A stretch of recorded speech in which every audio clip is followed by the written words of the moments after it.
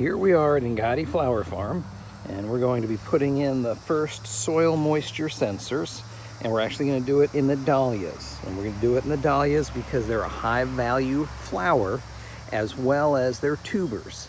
So it's important that the tubers have the right amount of water, and since these are in raised beds, they tend to have a higher evaporation rate than if they were planted directly in the ground.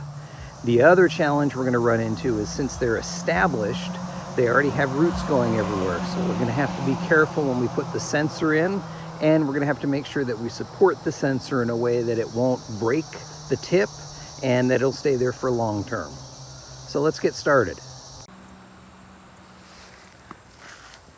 So I don't know if you can see there, but we dug a little bit of a hole in between two of the dahlias, and we inserted our sensor. We also put it next to a PVC hoop so that we can support it at the top so that all the weight of all that PVC is not on the little sensor at the bottom. Next, we're going to put some Velcro on the top for our USB charger, which is going to be a solar USB charger. So now you can see we have it real quickly secured, but not really secure, using some baling wire. We've got Velcro on the top, and we have a USB solar battery charger pack that we have put Velcro on the bottom, and we will just attach that there so that it now is able to provide power for itself, and then take the USB, which is connected to the ESP32 that's hidden inside. And eventually we will get a cap on this so that it stays waterproof. And then we just connect that in. And we now have soil moisture sensor set up in the dahlia bed.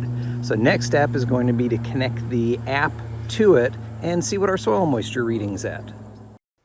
Well, once we got the sensor connected, we're able to see that we had a soil moisture reading of 56.62%, and that was at 11:18 in the morning.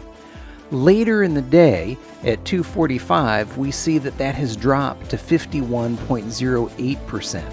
So that shows us that throughout the day, there is evaporation taking place in the dahlias, and having a system like this in place allows us to keep tabs on it much better than if we were doing it the old-fashioned way.